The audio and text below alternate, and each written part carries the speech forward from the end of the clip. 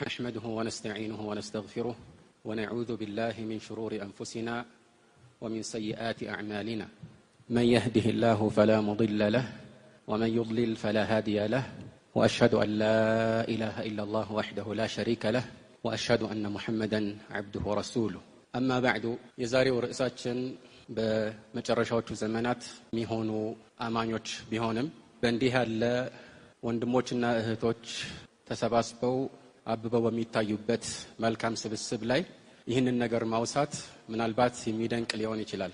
ምክንያቱም አሁን ባለንበት ቅጽበት ባይተዋርነት አይሰማንም። ሆኖም ግን ሁሉም በየፊናው ሲሰማራ በተለያዩ አጋጣሚዎች በተለያዩ ቦታዎች ይሄ ባይተዋርነት ስሜት ሊነግስ ይችላል።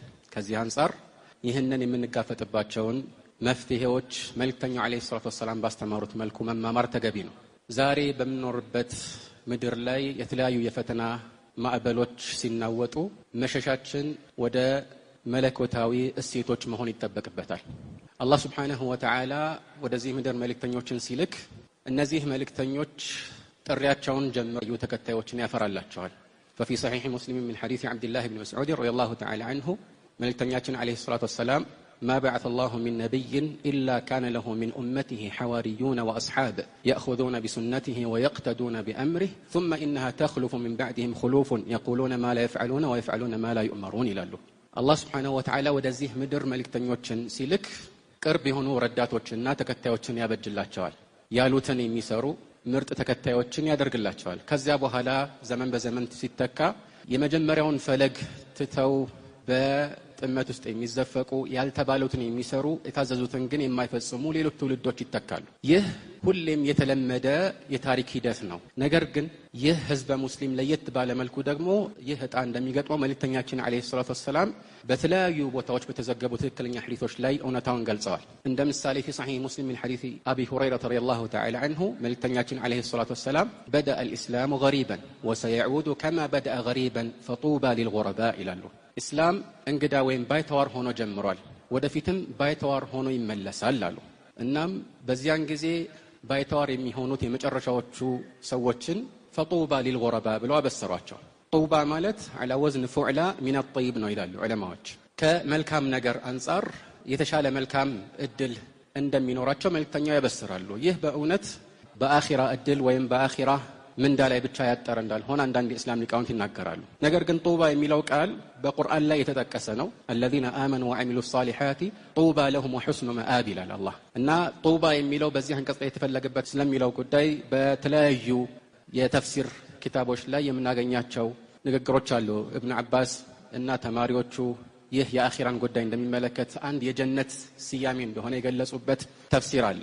ሌሎች ደግሞ ያው ሁስና እንደማለት ነው። ስለዚህ የመጀመሪያውን መልእክት የሚደግፍ ነው። ያም ሆነ ይህ ዞሮ ዞሮ ይህ ብስራት ነው እና እነዚህ የተበሰሩት የመልእክተኛው አለይሂ ሰላቱ ወሰለም እውነተኛ ተከታዮች እነማን ናቸው? ለምንስ ጉረባ ተባሉ የሚለውን ማወቅ ተገቢ ነው።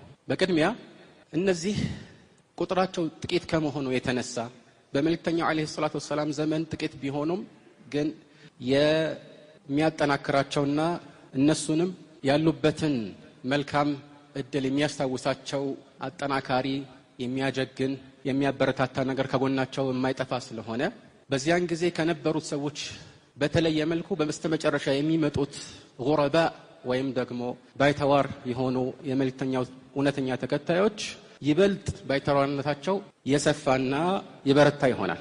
ይህ ደግሞ ሲሆን ትዕግስት ማድረግ ይጠበቅባቸዋል። እናም እነዚህ ባይተዋር የተባሉት ሰዎችን በተመለከተ ሐዲሱን ሲያብራሩ ሼኹ الإسلام ابن تيمية في مجموع الفتاوى من ይላሉ وقوله صلى الله عليه وسلم ثم يعود غريبا كما بدأ يحتمل شيئين ወደፊት ኢስላም እንደ መጀመሪያው እንግዳ ሆኖ ይመለሳል የሚለው ቃል ሲብራራ ሁለት ነገሮችን ሊያስተላልፍ ይችላል ይላሉ። አንደኛው أنه في أمكنة وأزمنة يعود غريبا بينهم ثم يظهر كما كان في أول الأمر غريبا ثم ظهر ምናልባት አንዳንድ ውስን ቦታዎችና ጊዜዎች ላይ መጀመሪያ ላይ ይህ ኢስላም በሰዎች መሃል እንግዳ እንደነበረው እንግዳ ሆኖ ይቆይና ጥቂት ከዘወተረ በኋላ ደግሞ አላህ Subhanahu Wa Ta'ala ፈቃዱ ሆኖ ይበልጥ የበላይነትን እንዲላበስ ሰዎች ዘንድም እንዲሰራጭ ሊያደርገው ይችላል ማለት ነው ይላሉ። እናም ይህንን በዚህ መልኩ ካብራሩ በኋላ አለፍ ብለው ويحتمل انه في اخر الدنيا لا يبقى مسلم الا قليل ምናልባት የዱንያ ማብቂያ የመጨረሻው ዘመን ላይም የሚከሰተው ለማመላከት ሊሆን ይችላል ሙስሊም ሆኖ የሚቀር የለም በጣም ጥቂት ካልሆኑ በስተቀር ይላሉ ነገር ግን وهذا انما يكون بعد الدجال ويأجوج ومأجوج عند قرب الساعه ግን ይሄ የሚሆነው ከደጃል መምጣት በኋላ ከያእጁጅና ከማእጁጅ ፈተና በኋላ ነው ሰዓቲቱ ስትቀርብ ማለት ነው ስለዚህ አሁን በእርግጠኝነት ያው ከደጃል መምጫ በፊት ያለንበት ወቅት ላይ ይህ ባይተዋርነት ሁሉም ቦታ ላይ ሙሉ ለሙሉ ጥንቡን ጥሎ ሰዎች እስላምን የግድ የጎሪጥ ያዩታል ማለት አይደለም አንዳንድ ቦታዎች ላይ እስላም የበላይነቱ እንደተጠበቀ ይቆያል ነገር ግን ይህ ሁሌ በዚህ መልኩ ላይ ቀጥል ይችላል ከዚህ አንፃር ይህ ባይተዋርነት ከቦታ ቦታና ከዘመን ዘመን የሚለያይ ነው ማለት ነው ታዲያ ይህንን ካወቅን እነዚህ ወረባ የተባሉትን መልእክተኛችን አለይሂ ሰላቱ ወሰለም ማንነታቸውን ያብራሩባቸው አንዳንድ ዘገባዎች አሉ እና ሐዲሱ በጥቅሉ ከብዙ ሰሃቦች የተወራ ምናልባት ሙተዋቲር ደረጃ ሊደርስ የሚችል ከመሆኑ ጋር አንዳንድ ቦታዎች ላይ መልእክተኛው ቂለ ወመን الغرباء ተብለው ሲጠየቁ ምን ያሉ قال هم النزاع من القبائل እነሱ ከተለያዩ ጎሳዎች መካከል እንደ ባይተዋር ተለይተው የሚለዩና የሚነጠሉ ናቸው ይላሉ ስለዚህ አንድ ሰው በዲኑ የተነሳ ከሌሎች ማህበረሰቦች አንፃር ብቻ ሳይሆን ከራሱ ቅርብ ዘመዶችና ቤተሰቦችም ሊነጠልና እንደ እንግዳ የሚታይበት ሁኔታም ሊፈጠር ይችላል ማለት ነው ይህ ابن مسعود ባስተላለፈ ሐዲስ ላይ አህመድና ኢብኑ ማጃህ እንደዚሁም ዳሪሚ የዘገቡት ነው ሌላ ቦታ ላይ ደግሞ መልእክተኛው አለይሂ ሰላቱ ወሰለም እነማን ናቸው ተብለው ሲጠየቁ ኡናስ صالحون قليل في اناس سوء كثير من يعصيهم اكثر ممن يطيعهم ይላሉ እነሱ በጣም ጥቂት የሆኑ መልካም ሰዎች ናቸው ነገር ግን መጥፎ በሆኑ ሰዎች መሃል ናቸው በእነሱ የተከበቡ ናቸው እና እነሱን የሚያምጽና ተዛዛቸውን የሚጥስ እሺ ብሎ ከሚታዘዛቸውና እነሱን ከሚከተል የበዛ ነው አብዛኛው ሰው አይሰማቸውም ይላሉ በሌላ ዘገባ ላይ ደግሞ መልእክተኛው አለይሂ ሰላቱ ወሰለም الذين يصلحون اذا فسد الناس ይላሉ ሰዎች በተበላሹ ጊዜ የሚስተካከሉ ሌላ ዘገባ ላይ الذين يصلحون ما افسد الناس ሰዎች ያበላሹትን የሚያስተካክሉ ይላሉ እና በዚህም የተነሳ الحافظ بن رجب الحنبلي كشف الكربة في وصف اهل الغربة የሚል መጽሐፍ አላቸው እና በዛ መጽሐፋቸው ላይ غرباء የሚባሉት ሁለት አይነት ናቸው ይላሉ ውስኖቹ እነሱ ራሳቸው ከሌሎች ተጽዕኖ ድነው በመልካም እሴት ላይ የሚጸኑ ሲሆኑ ሌሎቹ ደግሞ ራሳቸውን ከማስተካከል አልፈው ሌሎችን ለማስተካከል የሚጥሩ ናቸውና እነኚህ ሁለተኛው መደብ ላይ ያሉት ከመጀመሪያዎቹ የተሻሉ ናቸው ይላሉ ማለት ነው እናም ይህ ትልቅ ርዕስ ነው ሰዎች ባይተዋር በሚሆንበት ጊዜ ምናልባት ራሳቸውን ብቻ ከጥመትና ከፈተና ለማዳን መልፋት ሊኖርባቸው ይችላል ያ አንድ ነገር ነው ነገር ግን ያ ሁሉ ጊዜ አይደለም ሰዎች ሌሎችን ለማስተካከልና ለማቅናት ትንሽንም አስተዋጽኦ ማበርከት እስከቻሉ ድረስ ይህንን ከማድረግ የሚቆጠባቸው ምን ምክንያት ሊኖር አይገባም ሰዎችም አላህ ዘንድ ይበልጥ ተቀባይነትን እንዲያገኙ በዚህም ረገድ የተሻለ ደረጃን እንዲጎናጸፉ የሚያደርጋቸው ከአላህ ቅጣትም እንዲድኑ የሚያደርጋቸው ሌሎችን ለመቀየር ጥረት የሚያደርጉ ሲሆን ነው በሁሉም ነብያት ተከታዮች ውስጥ እንዲህ አይነት ሰዎች ሁሌም ይኖራሉ ጥቂት ቢሆኑ ማለት ነው فلولا كان من القرون من قبلكم اولو بقيه ينهون عن الفساد في الارض الا قليلا ممن انجينا منهم واتبع الذين ظلموا ما اترفوا فيه وكانوا مجرمين وما كان ربك ليهلك القرى بظلم واهلها مصلحون ከናንተ ወይም ከለፉት ትውልዶች መካከል ምናልባት የተወሰኑ ሰዎች ቀርተው ቢሆን ኖሮ فلولا اي فهلا ማለት ሊሆን ይችላል ወይም ደግሞ አንዳንድ ተፍሲር ሊቃውንት አቋም ከዚህ በተለየ መልኩ ለውላ ማለት አፍራሽ ነው እዚህ ላይ ስለዚህ የሉም ማለት ነው ምን ካልሆኑ በስተቀር الا قليلا ممن انجينا منهم يعني اولو بقيه የሆነ ቅሪት ባለቤት ይሆኑ የኸይር ነገር ቅሪት ባለቤት ስለዚህ አብዛኛው ሰው ሲቀየር የማይቀየሩ ሰው በነፈሰበት የማይነፍሱ የመጀመሪያውን የጥንቱን የጠዋቱን ፋና በጽናት የሚከተሉ እውነተኞች ሁሌም ይኖራሉ እነዚህ የአላህ Subhanahu Wa Ta'ala እርዳታ ይበልጥ የሚገባቸው ናቸው እና እነሱ በመኖራቸው የተነሳ የአላህ ቅጣት ሊቀር ይችላል የአላህ ቅጣት እንዲቀር አንዱ ምክንያት الامر بالمعروف والنهي عن المنكر ነው በጥሩ ማዘዝ ከመጥፎ መከልከል ስለዚህ በጥሩ በማዘዛቸው የተነሳ አላህ ሌሎችን አካባቢው ላይ ያሉትን ሰዎች እንዳይቀጣ ምክንያት ሊሆኑ ይችላሉ وما كان ربك ليهلك القرى بظلم ጌታ አንድን መንደር ወይም መኖሪያ ቦታ እንዲሁ ሊያጠፋ አይደለም واهلها مصلحون የዛ ቦታ ነዋሪዎች የሚያስተካክሉ እስከሆኑ ድረስ ይሄ አንዱ ተፍሲር ነው። ሌሎች ተፍሲሮችም አሉት። ግን ወአህሉሃ ሙስሊሑን ነው እንጂ ያለው ወአህሉሃ ሷሊሑን አላለም። የዚያ ቦታ ነዋሪዎች መልካም ስለሆኑ ብቻ አይደለም የአላህ ቅጣት የሚቀርላቸው። ከመልካምነት አልፎ ሌሎችን ለማስተካከል አላህን ፍሩ እያሉ ወደ እውነታ የሚጣሩ ጥቂትም ቢሆን የቀሩ ሊኖሩ ይገባል ማለት ነው። እናም ይህ በደንብ ሲብራራ አንድ የምንረዳው ነገር አለ። እነዚህ ባይተዋር የሆኑት የመልእክተኛው አለይሂ ሰላቱ ወሰላም እውነተኛ ተከታዮች በዚህ ባይተዋርነታቸው ላይ በጣም ብዙ ጉዳት ወይም ክህደት እንደሚደርስባቸው አልፎም የሰዎች ተጽዕኖ በእነሱ ላይ እንደሚያይል ተቀባይነት እንደሚያጡ ሲነገር የሚገፉት ህይወት እጅግ የከፋና የሚመኙት ያልሆነ ሊመስለን ይችላል። እንደዛ አይደለም። እውነተኛ አማን በአላህ መንገድ ላይ በሚያጋጥመው ነገር አላህን አያማርርም። እንዲያውም ይህ ለየትኛው ትልቅ እጩ እንደሚያደርገው ስለሚያውቅ ተደሳች ነው የሚሆነው። ይህን አስመልክቶ ሸይኹል ኢስላም ኢብኑ ተይሚያ አሁንም في مجموع الفتاوى ምን ይላሉ? ولا يقتضي هذا أنه إذا صار غريبا أن المتمسك به يكون في شر بل هو أسعد الناس. عند ሰው በሰዎች መካከል በዲኑ የተነሳ ባይተዋር በመሆኑ የተነሳ ሸር ላይ ነው ማለት አይደለም። ነገር ግን እሱ ከሰዎች ሁሉ የተሻለ ሁኔታ ላይ ያለ እድለኛ ነው ይላል። كما قال في تمام الحديث فطوبى للغرباء. መልእክተኛው አለይሂ ሰላቱ ወሰላም የሐዲሱ ማብቂያ ላይ فطوبى للغرباء ይላሉ። غرباء የሆኑ ባይተዋር የመልእክተኛው ተከታዮች ትልቅ እድል እንዳላቸው ጠቅሰዋል። እና وطوبى من الطيب قال تعالى طوبى لهم وحسن مآب كذا فإنه يكون من جنس السابقين الأولين الذين اتبعوه لما كان غريبا. ይህን በማድረጉ መልእክተኛው መጀመሪያ ዳዕዋቸውን ሲጀምሩ ቅድሚያ አምነው ያኔ ዲን ባይተዋር በነበረበት ጊዜ ይህ ዲን በሁለት እግሩ እንዲቆም አስተዋጽኦ ያበረከቱ ቀዳሚ የሆኑ ሙሃጅሮችን ይመስላልና እና ከነሱ ጋር መመሳሰል ራሱን የቻለ አንድ ትልቅ ነው ይላል። ይህ እንግዲህ በዱንያ ላይ ብቻ የሚያጋጥማቸው ነው። أما في الآخرة فهم أعلى الناس درجة بعد الأنبياء عليهم الصلاة والسلام. በአኺራ ግን እነሱ ከነቢያት ቀጥሎ የተሻለ ደረጃ ላይ ነው የሚኖሩት ይላል። ይሄ ቀላል ነገር አይደለም ማለት ነው። እና ይሄ ሁሉ እንደ ርዕስ እንዲነሳ የሚያደርገው አሁን እንዳልነው አናሳ የሚሆኑበት ተጨባጭ ስላለ ነው። አላህ ያወደሳቸው ከሁሉ የበለጠ ወደ አላህ የቀረቡ የሆኑ ቅርብ ባለሟሎችን ሲያወድሳቸው والسابقون السابقون أولئك المقربون في جنات النعيم ثلة من الأولين وقليل من الآخرين ይላል። እነዚያ ከሁሉ የቀደሙ የሆኑት አንዳንድ ተፍሲር ሊቃውንት በመልካም ስራ በመቅደማቸው የተነሳ ጀነት በመግባትም የሚቀድሙ ይሆናሉ ይላል። እነሱ ደረጃቸው ከፍ ያለ ነው። ከሁሉ በላይ አላህ ዘንድ ቅርበትን ያተረፉ ናቸው። እነሱን አስመልክቶ አላህ Subhanahu Wa Ta'ala ምን ያህል እንደሆኑ ሲገልጽልን ثلة من الأولين ከመጀመሪያዎቹ ትውልዶች በርከት ያሉ ጭፍራዎች ናቸው። ثلة ማለት ያው በርከት ያሉ ጭፍራዎች ማለት ነው። ነገር ግን ከመጨረሻዎቹ እንዲህ አይነት ትልቁን ደረጃ የሚጎናጸፉትስ ምን ያህል ናቸው? قال وقليل من الآخرين ከመጨረሻው ትውልዶች ግን ጥቂት ናቸው ይላል። ነገር ግን أصحاب اليمين ማለት ከዚህ ደረጃ መለስ ያለ ነገር ግን የጀነት የሚሆኑ የቀኝ ጓዶችን አስመልክቶ አላህ لأصحاب اليمين ثلة من الأولين ካለ በኋላ وثلة من الآخرين وقليل ولا لا ከመጀመሪያዎቹ ትውልዶች በርከት ያሉ አሉ፣ ከመጨረሻዎቹም ትውልዶች በርከት ያሉ አሉ። ለምንድነው እነዚያ ጥቂት የሆኑት? ምክንያቱም ጥቂት የሆኑበት ምክንያት ዘመኑ ያሉበት ማህበረሰብ እንዲህ አይነት ትልቅን የአምልኮ ደረጃ እንዲጎናጸፉ የተመቻቸ ባለመሆኑ ነውና ማለት ነው።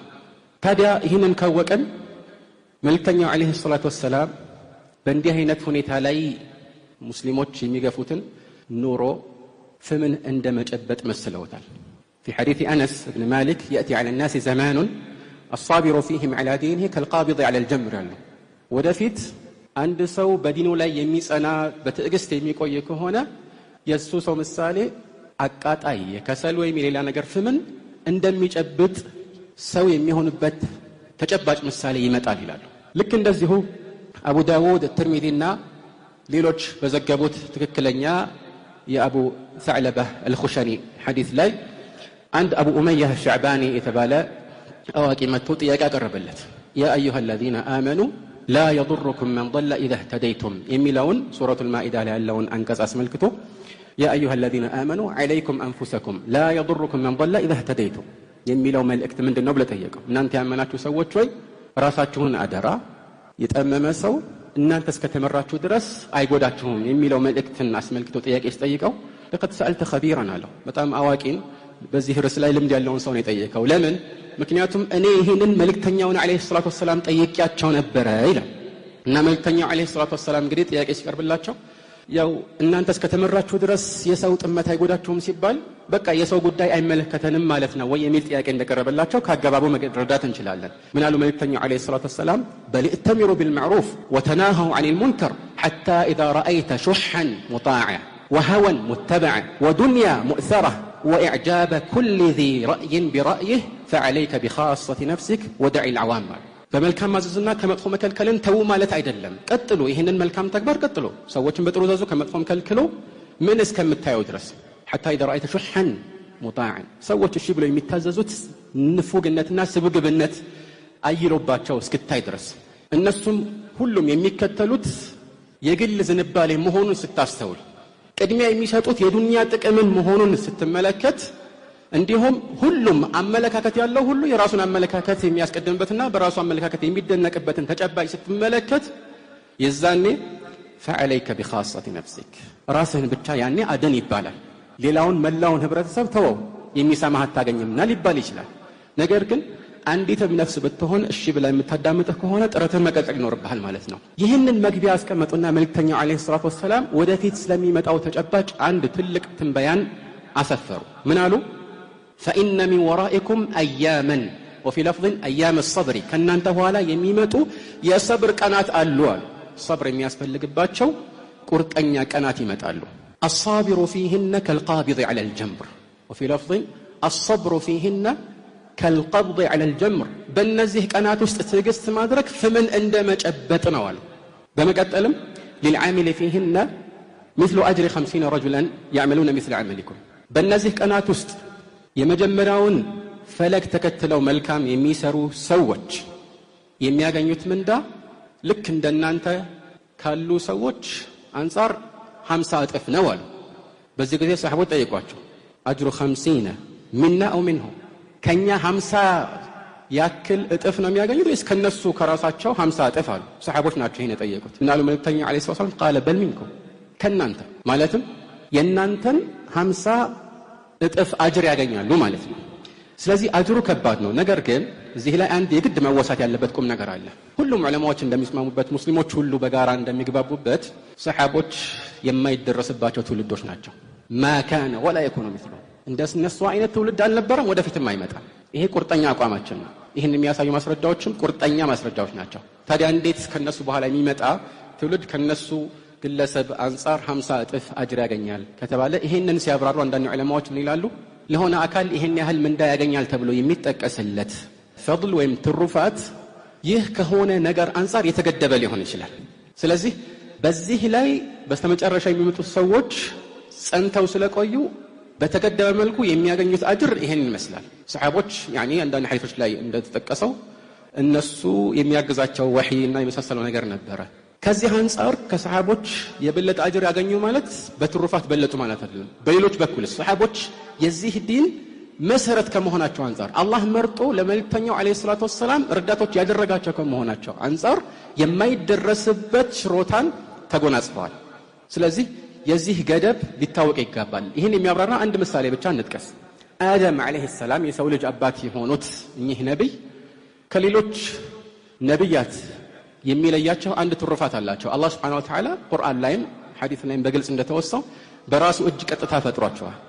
የቂያማ ቀን ሰዎች ተሰባስበው ሸፋዓ ወይም ምልጃን በሚጠይቁበት ጊዜ ሁሉንም ባለው ትሩፋት ሲያወድሱት አደምን خلقك الله بيده ብለዋቸዋል። አላህ በእጁ የፈጠረህ ነህ ብለዋቸዋል። ስለዚህ የእውነት በአላህ እጅ የተፈጠሩ መሆናቸውን ያሳያል። ግን ይሄ ማለት ከሌሎች ነብያት ይበልጣሉ ማለት ነው አይደለም። ይሄ ፈዲላ ኻሳ ነች፣ የተገደበ የሆነ ትሩፋት ነውና ማለት ነው። ስለዚህ ሁለቱን መለየት ያስፈልጋል። الفضل منه مطلق ومقيد وهما لأهل الفضل مرتبتان والفضل ذو التقييد ليس بموجب فضلا على الإطلاق من إنسان لا يجب التقييد أن يقضى له بالاستواء فكيف بالرجحان ስለዚህ ይህ ትልቅ ምንዳ የሚገባቸው እነማን ናቸው ወደሚለው ቁርጠኛ ጥያቄ እንሸጋገራለን። እነዚህ ሁል ጊዜ የመጀመሪያውን የጥንቱን የጧቱን ፈለግ ሲከተሉ በአንድ መስክ ላይ ብቻ አይደለም። ዲን ሙሉ ነው። የተለያዩ መስኮች ላይ መልእክተኛው ያስተማሩት ነገር ሁሉ ትልቅ እሴት ነው።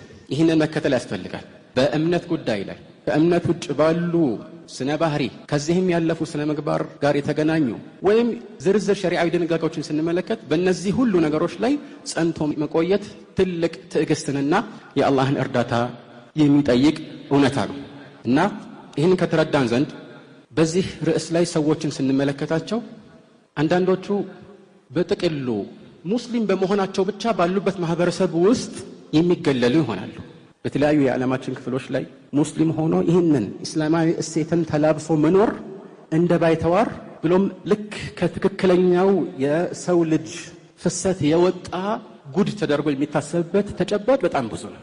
ዛሬ ዙሪያችንን እንመልከት። በተለይ ዓለም እንደ አንድ መንደር ባነሰችበት ኢንፎርሜሽን በቅጽበት አድማሶችን በሚያዳርስበት ተጨባጭ ሙስሊሞችን ስናይ አንዳንድ ቦታ ላይ ሙስሊም በመሆናቸው ብቻ ይገለላሉ። እንደ ትክክለኛ የአእምሮ ባለቤት የማይታዩበት ሁኔታም አለ። ነገር ግን እኛ ይሄ ሊያሳስበን አይገባም። ያ ማለት እኛ ይዘን የምንቆየው እሴት አምላካዊ እሴት ነው፣ ከበላይ የመጣ ነው።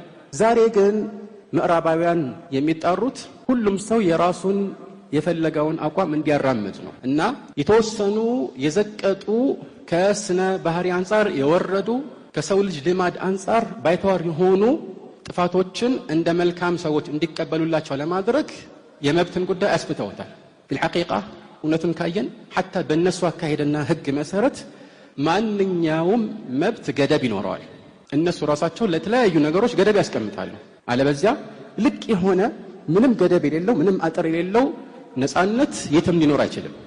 ያ ከሆነ ደግሞ ሰውየው ለራሱ ነፍስ ለስሜቱና ለሸይጣን ተገዢ ይሆናል። አሁን አማራጩ ግን እኛ ያቀርብን ያለነው አማራጭ ለፈጠረህ ጌታ ለአላህ ተገዢ ሁን፣ ለሸይጣን ተገዢና አጎብዳጅ ከምትሆን ወይም ደግሞ ለስሜትህ አጎብዳጅና ተገዢ ከምትሆን ይሄ ነው የኛ አማራጭ ማለት ነው።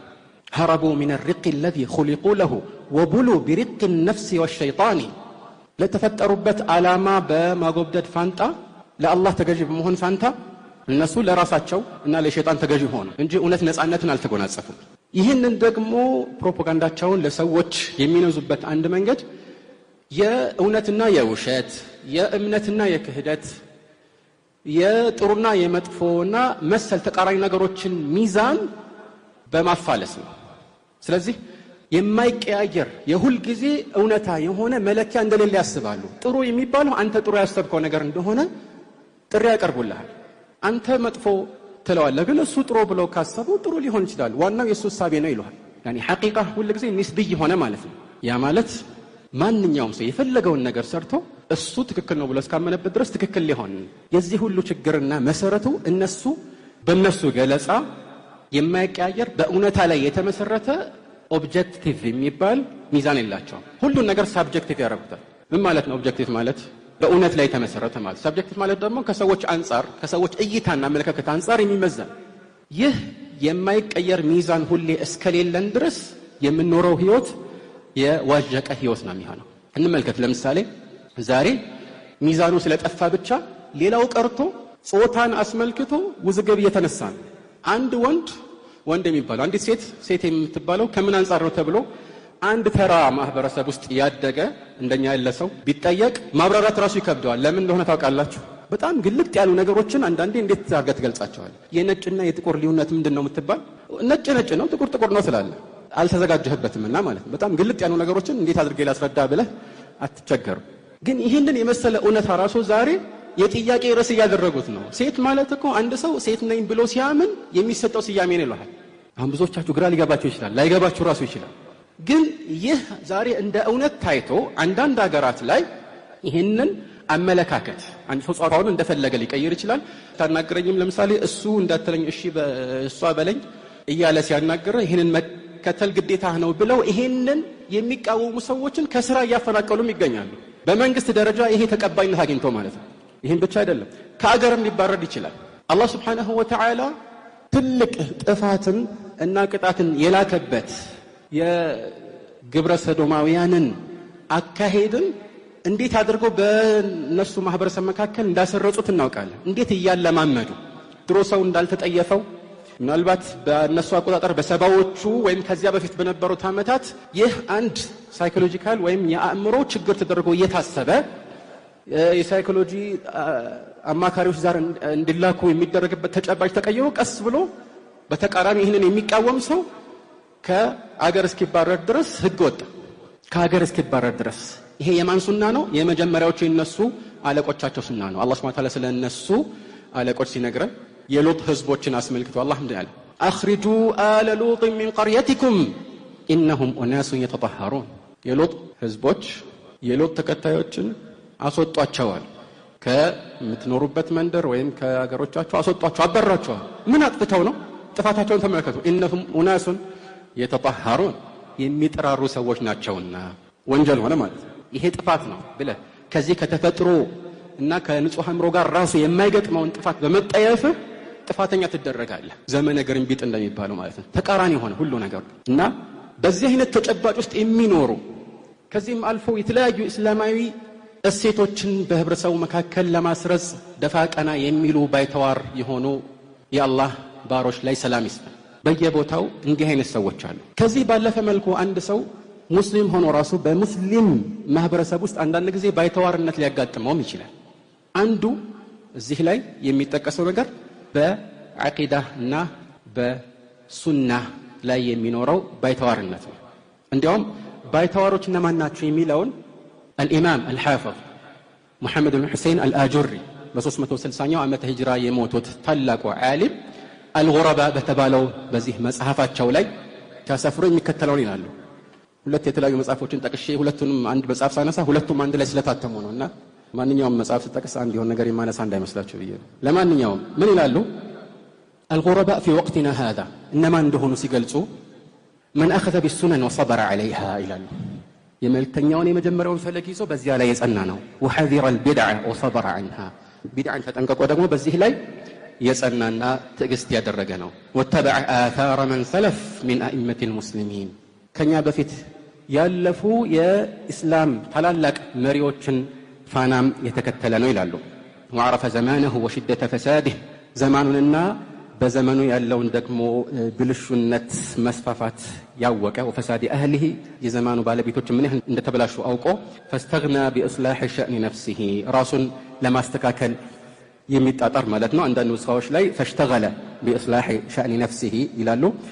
من حفظ جوارحه ራሱን ወይም አካላቱን ከመጥፎ ተግባራት እየጠበቀ እንደዚሁም ترك الخوض فيما لا يعنيه የማይመለከተው ከሱ ድርሻ ውጭ ያለን ነገር አጠቃላይ አስመልክቶ ከመተንተን ራሱን ያቀበ وعمل في إصلاح كسرته ያለበትን ደግሞ ችግር ለማስተካከል የሚጣጣር ነው። وكان طلبه من الدنيا ما فيه كفايته ዱንያን ሲፈልግ ራሱ የሚበቃውን ያህል ብቻ እንጂ በዚህ ላይ ድንበር አልፎ ዋናው ሐሳቡንና ትኩረቱን ዱንያን መሰብሰብ የማያደርግ ማለት ነው። በተለይ ደግሞ ሊያጠመው የሚችል ትርፍ የዱንያ ጥቅምንም ይጠነቀቃል እና ከዚህ ጋር የተያያዙ ሌሎች መገለጫዎችንም ያሰፍራሉ ማለት ነው። ስለዚህ ይህ አይነት ጊዜ ይመጣል። አሁን መጀመሪያውኑ መልእክተኞች አለይሂ ሰላቱ ወሰላም የተላኩበት ሊያነግሱት የተላኩትን ተውሂድ ሊያረክሱት የተላኩትን ሽርክ እነሱ በደነገጉት መልኩ ተውሂዱን አስፍሮ ተቀብሎ ሽርኩን ተጠንቅቆ የሚኖር ሰው ባይተዋር የሚሆንባቸው አጋጣሚዎች በሙስሊሙ ማህበረሰብ መካከል ዛሬ በስተው እናገኛለን።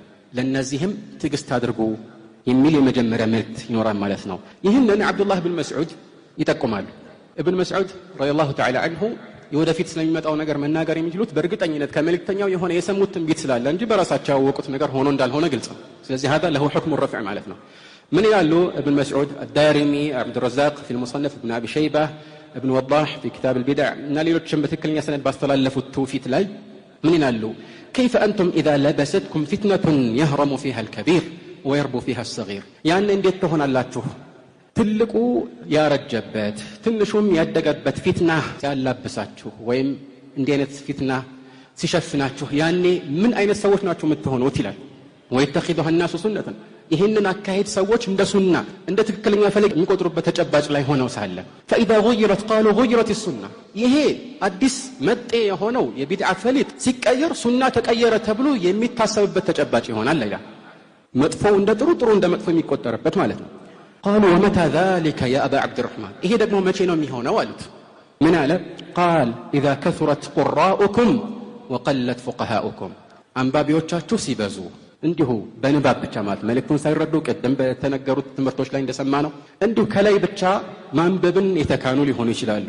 ነገር ግን ወቀለት ፉቀሃኡኩም ተገንዛቢ የሆኑ አዋቂዎቻችሁ ሲያንሱ ወከሱረት ኡመራኡኩም ወቀለት ኡመናኡኩም መሪዎቻችሁ በጣም ብዙ ይሆናሉ፣ ነገር ግን ታማኝ የሚባሉት ሲቀንሱ ወልቱሚሰት الدنيا بعمل الآخرة በአኺራ ተግባር ዱንያ ሲፈለግ የአላህ ምንዳ ብቻ ተፈልጎ ሊሰራ በሚገባው የተደነገገ ተግባር ሰዎች ግን የሚያስቡት ከበስተኋላ የሚወጥኑት መልካም የአላህን ምንዳ ሳይሆን የዱንያ አላፊ ጥቅምን ብቻ በሚሆንበት ጊዜ وتفقها لغير الدين ለዲን ተብሎ ሳይሆን እንዲሁ ለሌላ ጥቅም ተብሎ ሰዎች ዕውቀት መማር ሲጀምሩ ያኔ ነው ይሄ የሚከሰተው ይላል። እንደዚሁም ሁዘይፋ ኢብኑ አልየማን አሁንም ምን ይላሉ?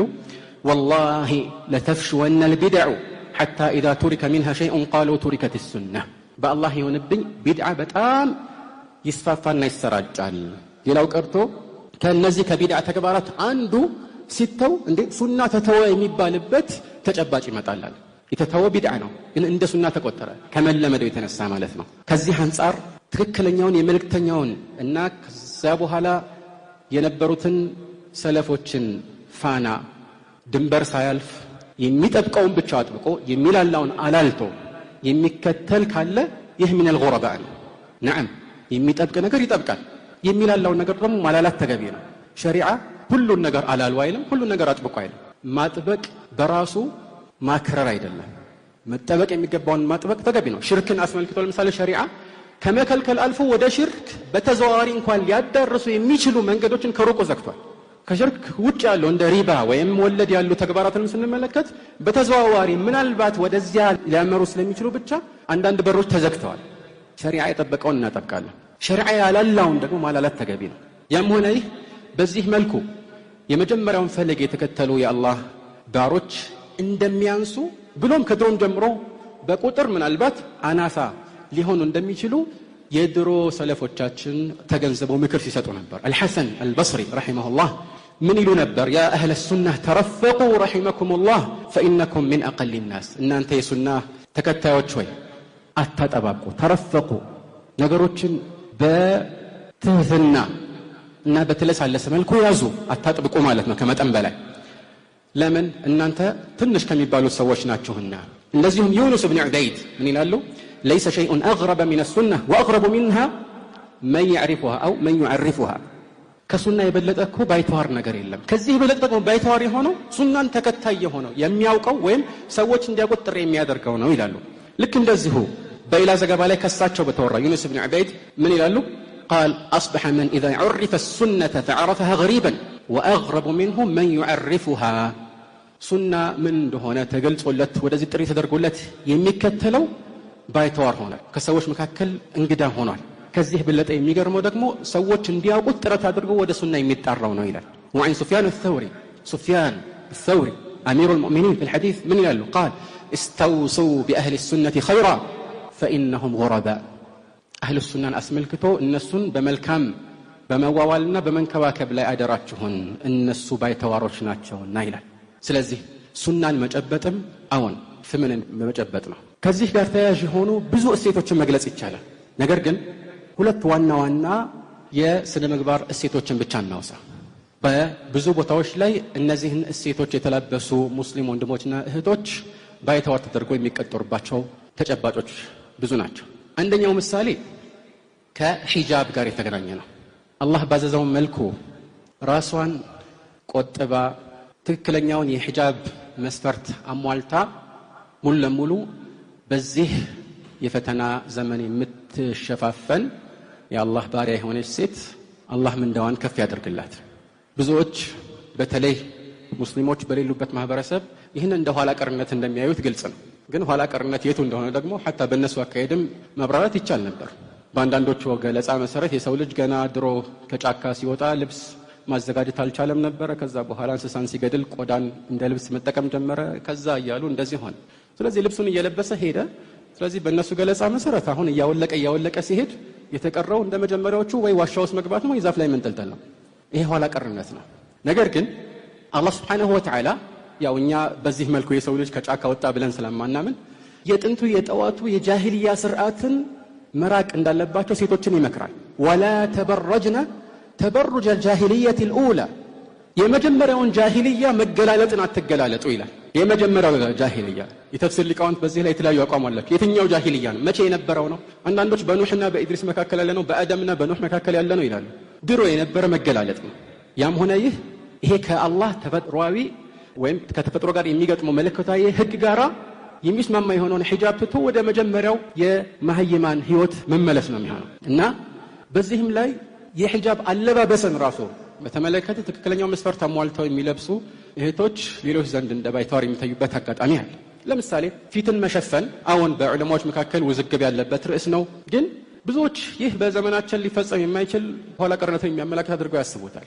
ነገሮችን ከመስራት የሚያግድ ሰዎች በዱንያም የትምህርት መንገዶች እንዳይገፉ የሚያደርጋቸው አድርገው ያስቡታል። ይሄ እንዳልሆነ ደግሞ ግልጽ ነው።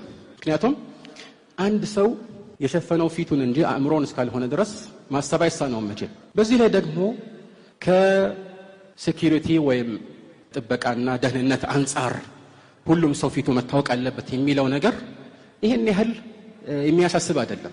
ምክንያቱም በኮሮና ጊዜ አብዛኛው ሰው ማስክ ለብሶ የፈለገበት ሲወጣ ሲገባ እንደነበር ታስታውሳላችሁ።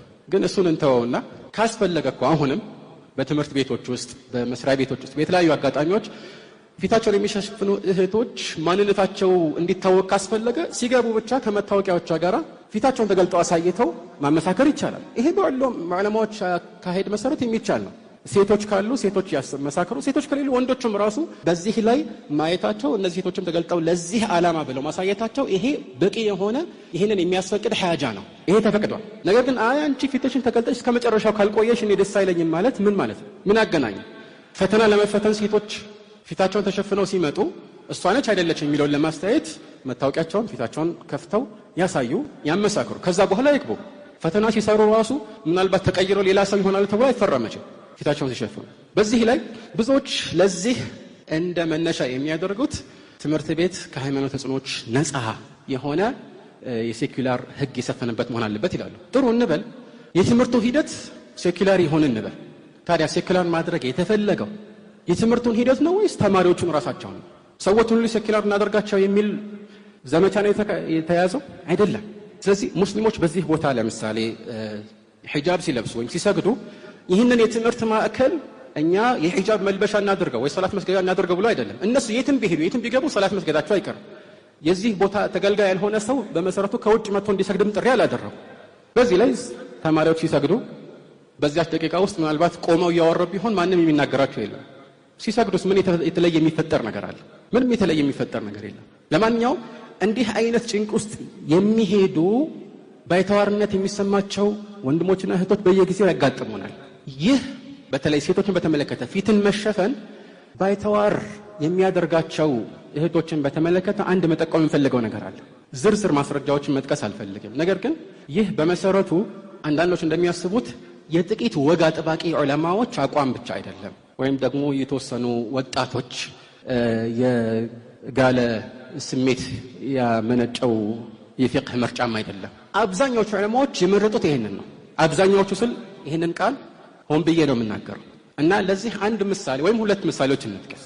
ለምሳሌ الجويني أبو المعالي الجويني وهو من فقهاء الشافعية نهاية المطلب في دراية المذهب የሚባል መጽሐፍ አላቸው።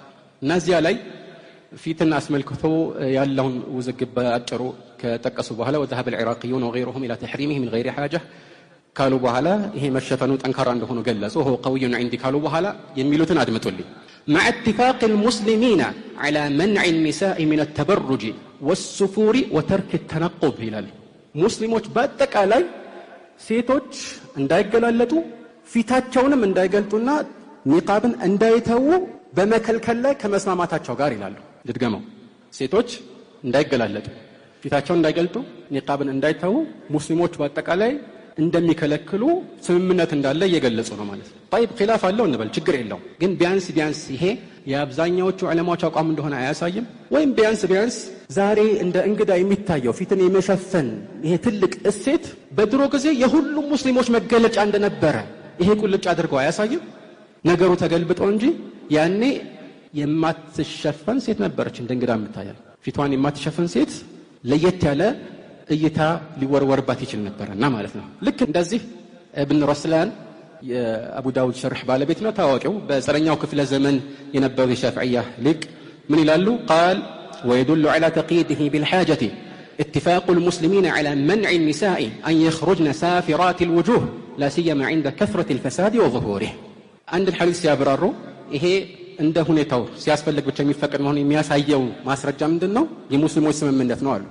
የቀደሙሽ መጀመሪያ አካባቢ በ400 ምናምን የሞቱ 5ኛ ክፍለ ዘመን ላይ የነበሩ ዓሊም ናቸው። ይሄ ደግሞ ኢብኑ ረስላን በ9ኛው ክፍለ ዘመን ላይ የነበሩ ዓሊም ናቸው በሂጅራ አቆጣጠር ማለት ነው። እና ይላሉ ይሄንን የሚያሳየው ነገር ሙስሊሞች በአጠቃላይ ሴቶች ፊታቸውን ከፍተው እንዳይሄዱ መከልከል ላይ መስማማታቸው ይላሉ። اتفاق المسلمين على منع النساء أن يخرجن سافرات الوجوه لا سيما عند كثرة الفساد وظهوره. በተለይ ደግሞ ፈሳድ ወይም ስነ ባህሪ ወይም የተለያዩ ሴቶች ብልሹነት በበዛበትና በጎላበት ሁኔታ ላይ ይላሉ። እዚህ ላይ አንድ መጠቆም የምፈልገው ሁኔታ አለ። ከፊትን መሸፈን ጋር ተያይዞ ፉቃሃዎች የተለያዩ አቋሞች ኖሯቸው አብዛኛዎቹ እንደፈቀዱ ማለት መሸፈን እንደሌለባት ሱና ብቻ እንደሆነ የተወሰኑት ብቻ እንደከለከሉ ይወሳል። እና ቅድም እንዳልኳችሁ ይሄ የተወሰኑ ወይ የሱዑዲያ ዑለማዎች ወይ ወሃቢያዎች ናቸው እንዲህ የሚሉት ባላ እንግዲህ በእርግጠኝነት መቼም አልጁወይኒና ኢብኑ ረስላን ወሃቢያ አይደሉም። ግን እንደ መነሻ ሰዎች የአብዛኛዎቹን ዑለማዎች አቋም የአብዛኛዎቹ ካልሆነ አቋም ጋር እንዲቀላቀሉ ያደረጋቸውን አንድ መነሻ ልጥቀስላችሁ። እሱ ምንድነው? አንዳንድ ዑለማዎች ፊት አውራ አይደለም ይላሉ። የሴት ልጅ ፊት አውራ ማለት መሸፈን የሚገባው ሀፍረተ ገላ አይደለም፣ እዛ ውስጥ አይገባም ይላሉ። በዚህ ቀጥታ ይሄን የሚያነብሰው ምን ይገነዘባል? አይ መሸፈን ግዴታ አይደለም ይላሉ። እንደዛ አይደለም፣ አውራ አይደለም ነገር ግን መሸፈኗ ግዴታ ነው ይላሉ። ለምን? አውራ ስለሆነ ሳይሆን ለፈተና ሲባል ለፈተና የሚያጋልጥ ስለሆነ ይላሉ። ስለዚህ አብዛኞቹ ዑለማዎች መሸፈኗ ግዴታ ነው لانه عوره የሚሉ አሉ፣ ወይም ደግሞ خوفا من الفتنه የሚሉ አሉ ማለት ነው። ይሄን ማወቅ ያስፈልጋል። አንድ በል ሁለተኛ ደግሞ መገለጥ የሚችልና የማይችልን የሰውነት አካልን ወይም መሸፈን የሚገባውን ሀፍረተ ገላና ሌላውን ዑለማዎች ሲለዩ በተለይ የሶላት ህግን በሚያብራሩበት የፊቅህ ኪታብ ምዕራፍ ላይ ስለሚገልጹት በዚያ ቦታ ላይ ስለ ሶላት እየገለጹ ፊቷና እጇን መሸፈን ግዴታ አይደለም መሸፈን ያለበት ሌላው የሰውነት አካል ነው ሲሉ እነሱ የሚያወሩት ስለምንድነው? عن عورة الصلاة በሶላት ላይ መሸፈን ስለሚገባው ነው። ከፊትና ከእጅ በስተቀር ያለው በሶላት ላይ መሸፈን አለበት። ምን ማለት ነው? ያኒ ሰው ስላላያት አይደለም፣ ብቻዋንም ብትሆን በጨለማም ብትሰግድ ማለት ነው መሸፈን አለበት። ግን ወንድ ካለ መሸፈኑ ይግዴታ ነው ይላል። ለምሳሌ ይሄን ነገር ለምሳሌ ሻፊዒያ እኛ ጋር በብዛት ያለው የተሰራጨው መዝሐብ ስለሆነ በሻፊዒያ ዑለማዎች ዘንድ በብዛት ተጽፎ ታገኘዋለህ። ሁለቱም መለየት ያስፈልጋል ማለት ነው። ግልጽ ነው። እና ከዚህም አንፃር ነው የዑለማዎችን አቋም ከአገባቡ አንፃር እንዴት መገንዘብ አለብን። የሆነ ቦታ ላይ የሆነ ነገር የተናገረ ሰው ከምን አንፃር ተናገረው? ለምሳሌ ሱረቱ ኑር ላይ አላህ Subhanahu Wa Ta'ala ኢላ ማ ظهر منها ያለውን እስቲትና አስመልክቶ ፊትና እጅ ነው የሚመለከተው የሚሉ ሰሃቦችም አሉ። حتى ከሰሃቦችም ውጭ አንዳንድ ዑለማዎች አሉ።